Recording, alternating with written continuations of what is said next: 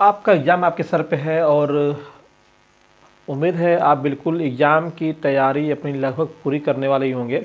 और इस समय आपको थोड़ा सा अपने सेहत को ध्यान में रखते हुए अपने एग्ज़ाम की तैयारी करनी है, क्योंकि आपका एग्ज़ाम की तैयारी के लिए आपका स्वस्थ होना बहुत ही आवश्यक है। तो दोस्तों, आपके बीच में एक इम्पॉर्टेंट क्वेश्चन लेके आए हैं और इस क्वेश्चन की हेल्प से हम लोग काफ़ी चीज़ समझने वाले हैं। तो आइए देखते हैं क्या है क्वेश्चन। कह रहा है कि 15 सेंटीमीटर फोकस दूरी के उत्तल दर्पण के मुख्य अक्ष के लंबवत 20 सेंटीमीटर की दूरी पर स्थित किसी वस्तु के प्रतिबिंब का आवर्धन ज्ञात कीजिए। तो दोस्तों, इस प्रकार के सवाल जब आपको देते हैं तो सवाल को आप डायरेक्ट हल करने से बचें। सबसे पहले क्वेश्चन को पढ़िए आप, और पढ़ करके उससे जो निष्कर्ष निकाल सकते हो निष्कर्ष निकालिए और देखिए क्या क्वेश्चन में दिया हुआ है, क्या आपसे पूछ रहा है, और जो पूछ रहा है उसके लिए कौन से फार्मूले आपको पास है, आप कौन से फार्मूले जानते हैं और उन फार्मूलों को कैसे आप यूज करेंगे, उन सब चीज़ों को आपको ध्यान देना होगा।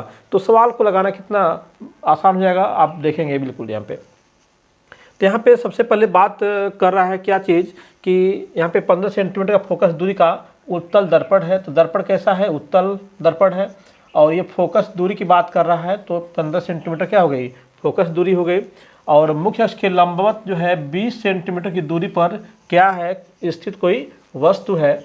और किसका? प्रतिबिंब की बात कर रहा है। और प्रतिबिंब का क्या पूछ रहा है? आवर्धन पूछ रहा है। प्रतिबिंब का आवर्धन पूछ रहा है।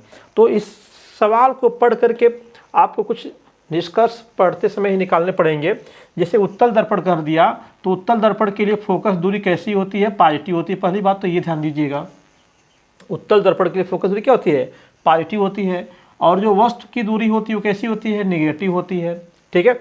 यहाँ पे आपका जो प्रतिबिंब की बात कर रहा है, प्रतिबिंब की दूरी को क्या है? भी से डिनोट करेंगे और भी के बारे में ही बात हो रही है तो भी की वैल्यू हमको निकालना पड़ेगा। साथ ही साथ आप देख रहे हो क्या है, यहाँ पे आवर्धन की बात हो रही है तो आवर्धन के लिए क्या है? एम की वैल्यू हमको मालूम होनी चाहिए, एम का मान हमको निकालना है। तो इतनी बातें इस सवाल में आई हुई हैं। ठीक है। इन बातों को अगर हम फार्मूलेट करने की कोशिश करें तो आपके पास फार्मूले क्या क्या हैं? 1/f = 1/v + 1/u। फोकस दूरी और वस्तु की दूरी और प्रतिबिंब की दूरी में संबंध जो हम लोग का है, जो दर्पण फार्मूला जिसे हम लोग कहते हैं, वो आपके पास है। और साथ ही साथ यम के लिए आपके पास फार्मूला है -v/u। ये फार्मूला आपके पास है।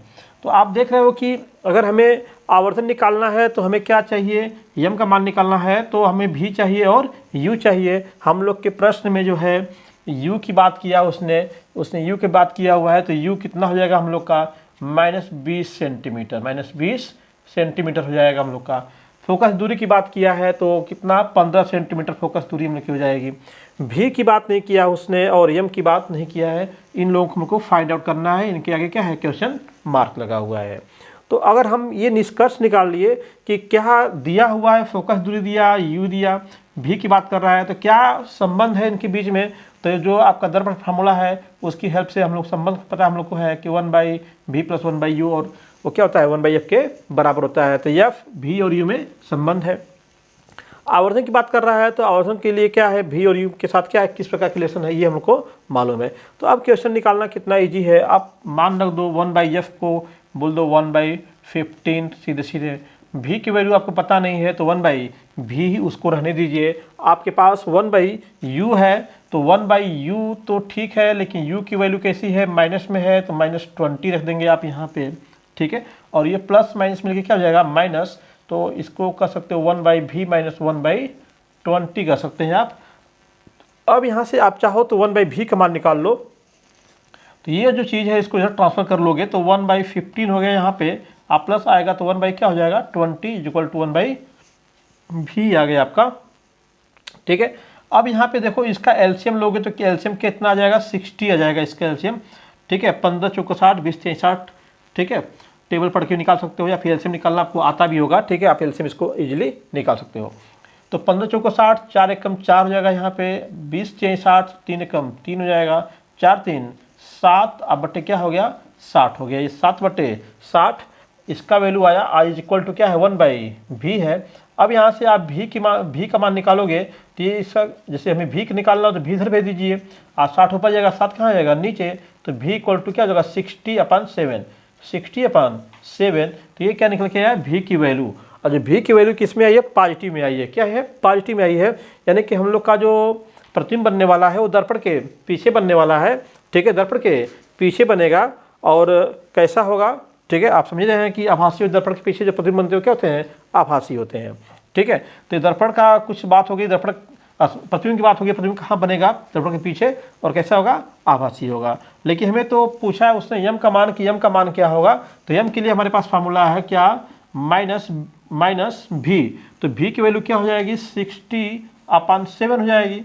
और u की वैल्यू आपको पता है कितना है, -20 है। तो यहाँ पर रखेंगे -20, माइनस माइनस क्या हो जाएगा, कैंसिल हो जाएगा आपका। तो आपका यम इक्वल टू क्या हो जाएगा, 60/7 अपन क्या हो जाएगा यहाँ पे 20, यानी कि यम इक्वल टू हो गया 60/7 इंटू 20, तो 23 जा, तो यम इज इक्वल टू क्या होगा 3/7। तो यहाँ पे देख रहे हो न्यूमरेटर क्या है, छोटा है, डिनोमिनेटर क्या है, बड़ा है, अंश छोटा और हर क्या है, बड़ा है। तो यहाँ पे यम की वैल्यू क्या है, 1 से कम है, क्या है, 1 से कम है। तो कहेंगे कि हम लोग का जो वस्तु है या फिर कहो प्रतिबिंब जो है, वस्तु का 3/7 गुना बनेगा 3/7 गुना बनेगा, ठीक है, यानी उससे छोटा बनेगा, कितना गुना होगा, 3/7 गुना होगा, ठीक है ना।